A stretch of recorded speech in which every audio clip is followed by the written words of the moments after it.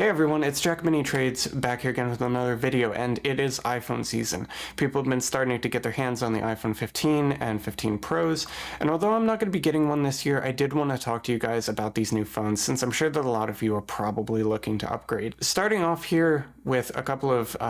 disclaimers, I really don't want you guys to be going out there and buying a brand new phone, spending all kinds of money for just a marginal upgrade. In my opinion, you should really only be looking at getting the iPhone 15 Pro or Pro Max if you are coming from an iPhone 14 or 14 Plus, or if you have an iPhone 12 Pro, 12 Pro Max, or iPhone 13 Pro or 13 Pro Max. If you already have an iPhone 14 Pro or Pro Max like I have, then there's really no reason to upgrade this year. There's not really many major upgrades, and unless you're extremely serious about using your phone for professional work as far as a photographer or a videographer, and you don't already have a mirrorless camera, I think that you're going to be pretty disappointed with the new iPhone 15 Pro or Pro Max. There really weren't many major upgrades besides things that were particularly tailored to people who are interested in video or photo work. But in recent years, as you guys I'm sure are already very well aware, phones in general have gotten so good that you don't really need to be upgrading every single year. And I'd say that just as a general point, you should probably steer clear of all the standard non-Pro iPhones, considering that they're basically just watered down and rebranded versions of last year's Pro iPhones with one fewer camera, which is kind of a big deal for a lot of people. I mean, a lot of the reason why we buy new smartphones anymore is to get a better camera experience. And to be honest, if you're just upgrading from an iPhone Pro to an iPhone non-Pro, it's really not an upgrade at all. I would say that if you can find a used iPhone 14 Pro or Pro Max, you'd be way happier with that than you would with a brand new iPhone 15 or 15 Plus. But with all that being said, if you guys are still convinced that you need to be upgrading to the iPhone 15 Pro or 15 Pro Max, there are some nice minor upgrades this year, particularly for people who use their phones to create content. And although I feel like Apple did a pretty poor job of actually selling this phone's new features to you, especially to professionals, there are three main features that would really excite me if I didn't already switch all of my production to Sony cameras. And so starting off at the top of that list, Apple now allows you to record video directly to external media, including either an SD card or an SSD. This feature is something that I really wish that Apple would have introduced years ago when they first started branding iPhones on the top end as Pro. And considering that they were differentiating themselves primarily by superior camera upgrades to their non-Pro counterparts, I think that this feature would have really helped to sell professionals right off the bat. If they would have started off straight away with the ability to record to external media, I think that pros would have hopped on and had a lot fewer problems actually justifying the name Pro. But it's really great to see that now we're getting these types of features in our Pro iPhones, and this really differentiates them because pros really don't have time to be sitting around waiting for their photos and videos to upload to iCloud to then download it to their computer and then start working on it, or use a really unreliable feature like AirDrop, which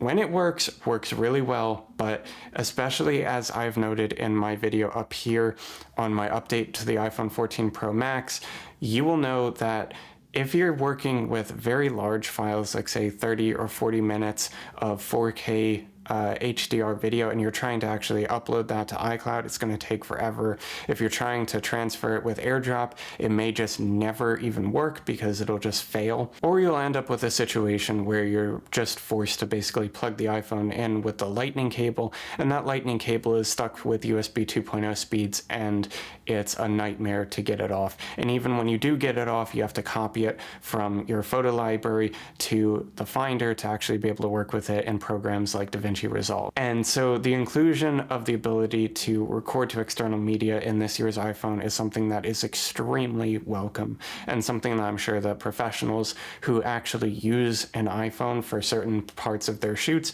will be really, really happy to see this come. But moving on, another major upgrade that's coming to the iPhone is the fact that now the lenses have optical coatings to reduce or completely eliminate lens flares in some cases. And this is a major upgrade. Although it doesn't really sound like one on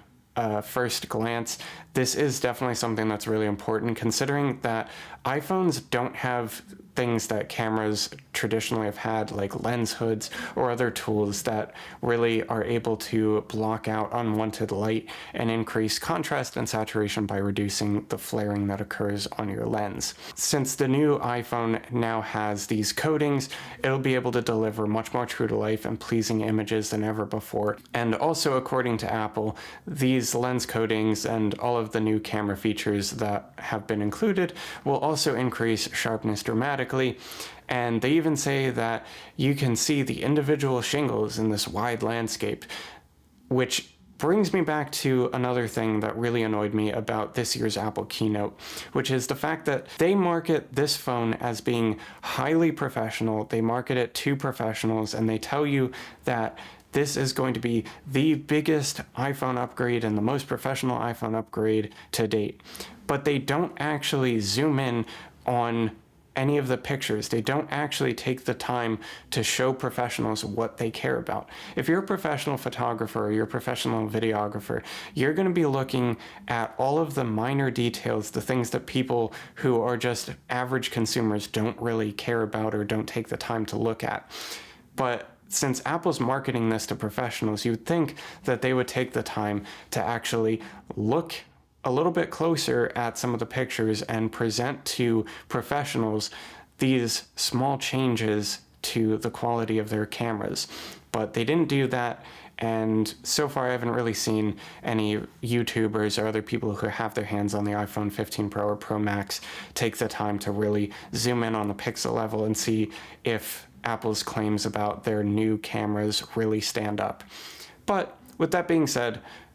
supposedly you're going to be getting way clearer and way crisper images. And finally, the biggest feature that was announced is the inclusion. And finally, in my mind, the biggest feature that was announced for video people like myself is the inclusion of a log shooting profile to the iPhone.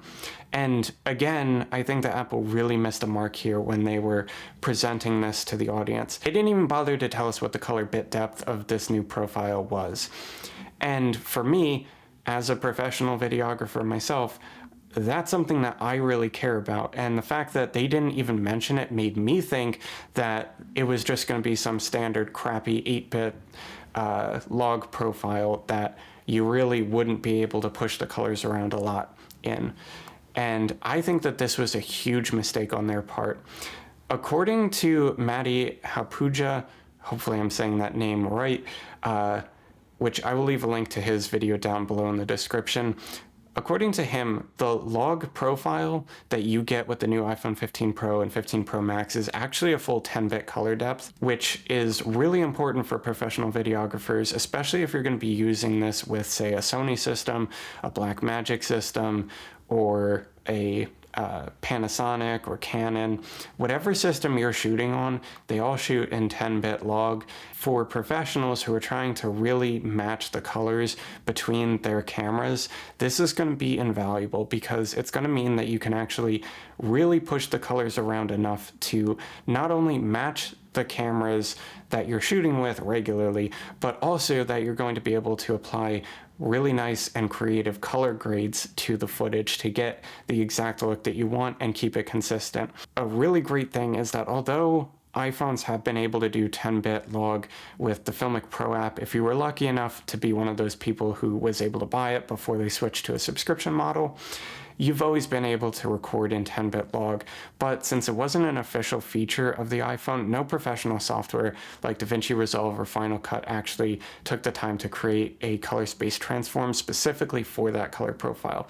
But now, since Apple are making this an official feature, these color space transforms are going to be implemented across all of the professional video editing suites, and I think that this is something really exciting for professionals who are working in color managed timelines. And although I think that it's really great that Apple has implemented these really cool features that professionals would care about, like I said, as like log recording and other things like that, I do think that Apple, again, is still missing the mark for professionals. Professionals really do care about the ability to control all of the settings of their cameras, like their shutter speed, aperture, although obviously with an iPhone you're not going to get aperture control, it's basically a fixed aperture. But having control over the ISO, the shutter speed, and the white balance as toggles is something that's really important, and something that Apple still refuses to give us control over, even after all of these years. And although that's really unfortunate that Apple's main built-in camera app doesn't have those features, what is really nice is that there are apps out there like Filmic Pro and the Moment camera app, and the brand new entrant to the field, which is, of course, the Blackmagic cinema camera app, which is my personal favorite at this moment. It offers so many features that professionals really care about, and so many features to make your life really easy. One of the biggest things for me is the fact that the Blackmagic camera app includes shutter angle, which is something that most professional level cameras that you buy from Sony or from Canon are not even going to have. So that's something that's really cool. You can just set your shutter angle to 180 degrees, and then whether you're shooting at 24p, 30p, or 60p, you're going to be getting the proper shutter angle for that nice motion blur as you see in this video right here. Honestly, I think that it should be a toggle where you can go into your camera app just like with RAW and allow it to do that, or to turn it off and have it just be automatic all the time. I think that would be the best thing for both people who don't know much about video and just want to get a simple point and shoot experience, and those who really care about video and want to have very precise and fine control over their video. And so finally, I wanted to move on to some of the features that I didn't put in my top 3. And starting off that list is going to be the 7 cameras, which are as important, which I don't think are exactly going to be as important as some of the other features that I had mentioned, but I did want to briefly touch on these, since this marketing play by Apple is actually pretty ingenious, since they're marketing it as being 7 focal lengths built into one phone across 3 lenses. This sounds pretty wild to somebody like me who's been using professional mirrorless cameras for a while now, and if you know anything about using professional mirrorless cameras, I'm actually really surprised, because one of the things that makes using different focal lengths, especially on a professional camera, is the fact that you can get different levels of compression when you use different focal lengths. So for example, if you wanted to shoot a picture at 24 millimeters and then compared it to the same picture shot at 85 millimeters, you'll notice that the 85 millimeter focal length will look a little bit different. Particularly, it'll look like the background is a bit closer to the subject, and it'll also have a little bit shallower depth of field than the 24 millimeter counterpart, all things being equivalent. And since the iPhone 15 Pro Max only has 3 physical lenses, the 13mm ultra wide, the 24mm wide, and the 120mm telephoto, or the 77mm telephoto on the 15 Pro, you would think that the compression of the other zoom lenses, which are basically just crops on the 24mm, would be essentially the same depth of field, the same compression level as the 24mm. Surprisingly though, the way that Apple was able to implement this using these artificial focal lengths actually creates a pretty convincing compression effect and pretty big differences between the compression. Again, in Maddie's video where he talks about the video capabilities of this phone, he also talks about some of the photo capabilities and shows off explicitly the difference in compression between all of the focal lengths. And I think that this is something really cool and something that Apple really dropped the ball on. They should have showed different images taken at all of the different focal lengths to show exactly how the compression changes, because this is something that professionals really would care about, and the fact that Apple didn't show it off explicitly kind of is confusing to me, but regardless, it's kind of cool. And so finally, to wrap this video up, I think that any iPhone 15 Pro or 15 Pro Max video is obviously going to be touching on this, and that's of course going to be the transitioning away from Lightning to USB-C. And to be honest, this is one of the most baffling things, because Apple really should have taken this and done it way back in 2015 when they launched the original 12-inch MacBook, because this was the year that Apple released their infamous single-port computer where they said to the world that USB-C was the future. Or even if they didn't want to do it right back then in 2015, they should have done it alongside the Apple iPad Pros in 2018 when all of them switched over from Lightning to USB-C. And I think that it would have made a lot more sense to have included this way long ago, considering that especially with the Pro models, again, I keep harping on this, but it's got to be said that Apple keeps marketing their Pro cameras to professional videographers and professional photographers who really care about getting their content from their phone to their computer to work on it and produce content for their businesses or for clients. And the fact that we, as videographers and photographers, have been having to deal with horrendous USB 2.0 speeds for all of these years, when Apple's been giving USB-C to the iPads and to the Macs, it's ridiculous. And so overall, I'd say that if you guys are tech people and you need to have the latest and greatest all of the time, obviously this is a pretty obvious upgrade. And it's kind of a flex also to be able to play AAA games like Resident Evil Village or the new Assassin's Creed on your smartphone. But for those of you who are not necessarily tech enthusiasts, I'd say that if you're happy with your iPhone currently and the video transfer features and photography features that I had mentioned in this video don't sound like major upgrades to you, I think you'll probably be better off waiting until next year's iPhone when they add even more features to help you to justify that upgrade.